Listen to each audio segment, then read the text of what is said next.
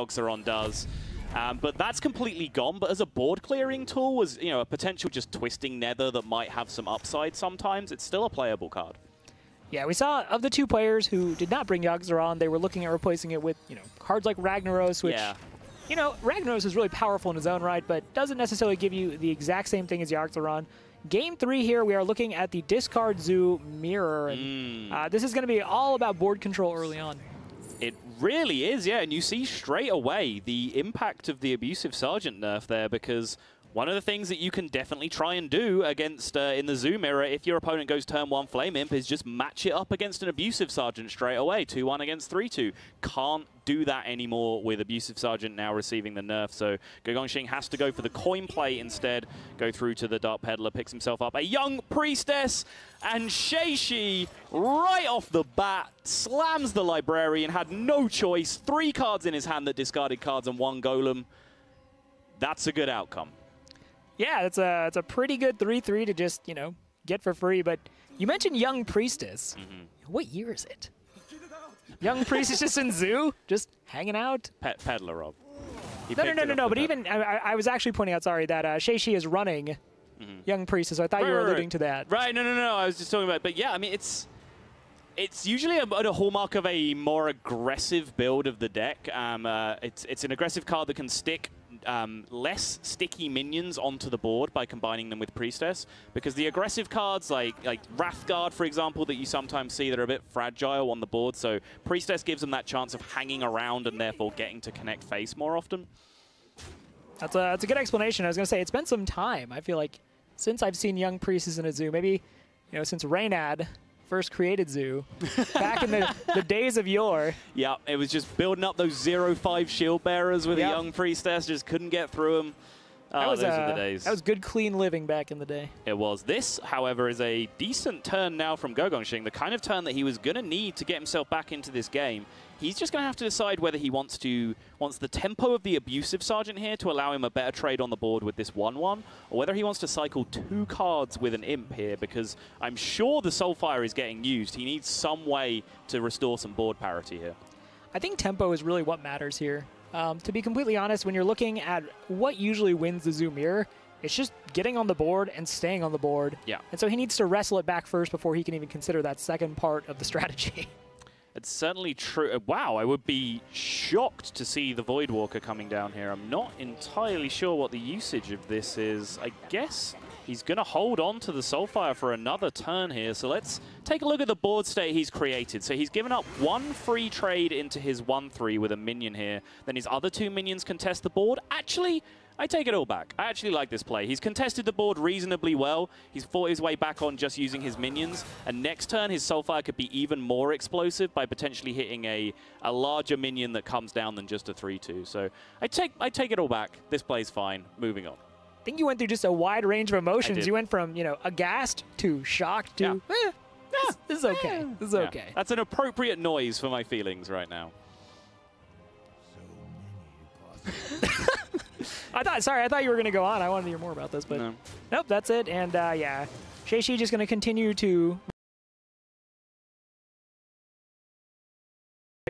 And now the Direwolf Alpha will most likely be the target of the Soulfire, and that draw is yet another upside of him choosing to wait, because now he can get the explosive turn that Shaxy got from the outset here, picks up an Imp Gang boss for later, can fit in the life tap now as well. I think ideally he would have liked a 2-mana card there that he could have played out for maximum board presence straight away, but when you get your free Silverware Golem on the board, it's hard to complain about how you... Pretty good chain of events there for Gogongsing. I just want to point out that animation on the Silverware, I was watching it this time, and I feel like it's longer than most of the other. It takes longer to begin, right. Yeah. So you kind of like silently hope like, oh, maybe it's not going to happen. Yeah, I think it's just the trail of the cards being discarded. It takes some time for those to clear, and then the animation begins. But yeah, it's definitely a waiting game. You feel like you're hanging by a thread, seeing if it's going to appear if you don't catch it off the discard. But both of these players have had the sad news that the Silverware Golem did get discarded. And now Gogongsing has assumed an interesting position on his webcam right now as he's trying to divine the optimal line. I believe it's called Not Like This. Is it, Rob? That's what I would call it. Okay, interesting. Yeah, never heard that one before. Direwolf Alpha going to come down here, choosing again not to Soulfire. This has been a consistent theme with his play with the deck. He's been holding on to the Soulfire for a little bit of extra value over time. So see if it works out for him this time. His choice to leave the Darkshire Councilman unchecked, allowing that to now potentially pick up some value.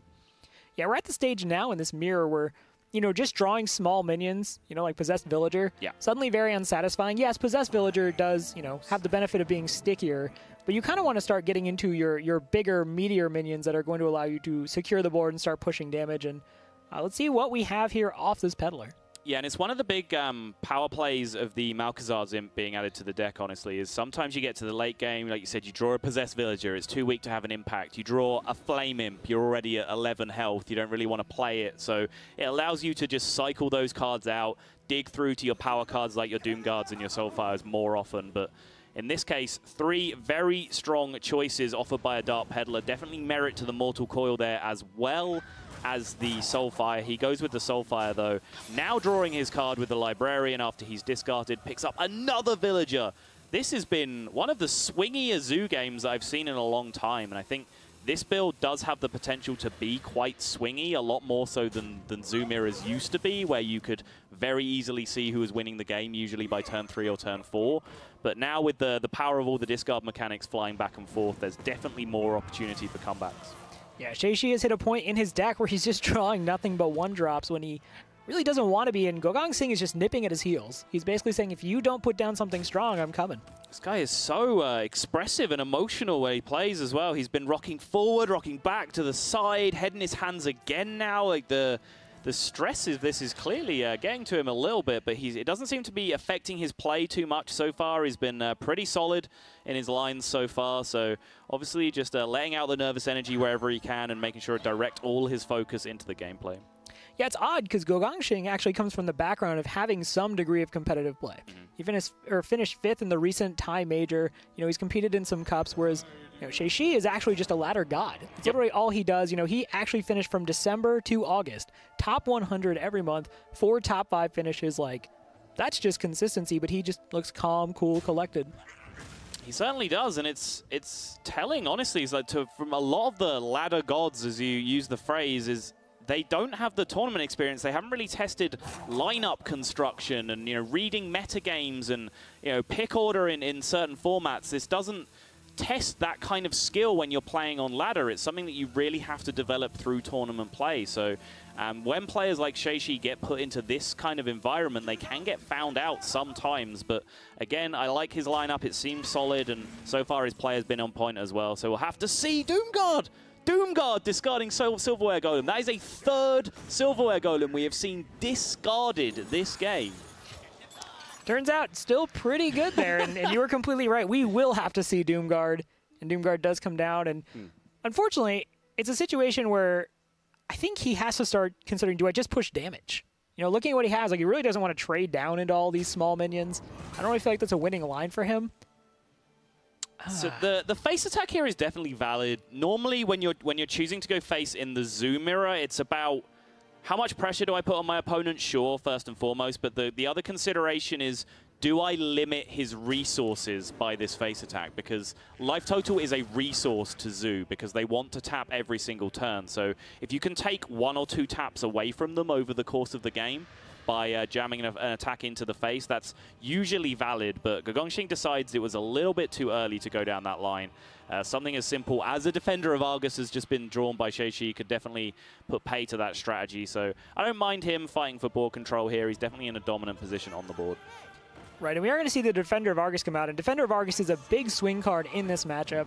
Obviously changes the dynamic of things, and the Knife Juggler doesn't hurt either with that Possessed Villager on the board. Front half of it can be used to get a knife off of the Knife Juggler. See how Shaxy chooses to approach these trades.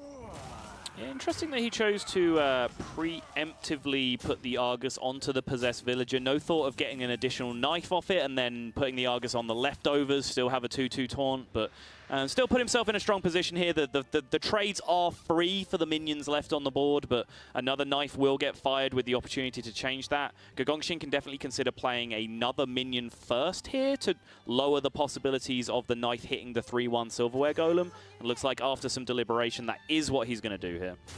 Yeah, I was having a conversation, I believe, with Frodan the other day, and we were talking about just how swingy, you know, to your point earlier as well, the matchup can be in the Zoom mirror, but this has actually been really close the whole way through. Right.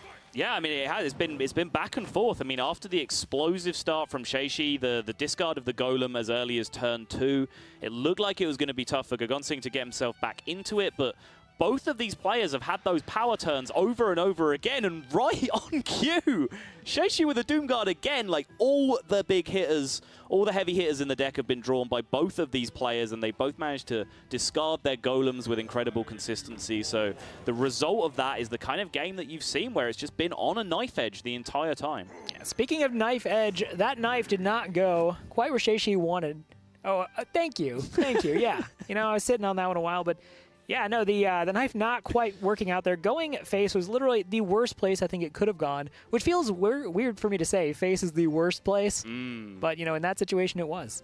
Rehabilitation complete, Rob. Got Golden Rogue, and I tell you, it's just changed my outlook on life. To those of you at home, that is roughly the 17th time this week that I've heard Rob talk about his Golden Rogue. I've never seen a man so proud of something that he should have done 18 months ago. I mean, I'm a changed man. I don't even want to go face anymore. I just want to make trades. I want to play combos. God, I just want a preparation into things, you know? That's all I want to do. I'm changed. Well, Darkshire Librarian, a decent draw usually when you have an empty hand, but finally it looks like the back has been broken on this game. Gogongsing, after using so many of his power cards already, is just not finding the tools he needs to fight his way back onto this board. And Shaxy now just needs 2 damage, plus perhaps some help from that Knife Juggler. Peddler is a big deal as well. These 2 knives could just end the game by themselves by going face, but Power Overwhelming will do it nice and cleanly, and it's Shaxy that breaks the tie here and goes out to a 2-1 lead. Yeah, that was a really close one, as I was saying.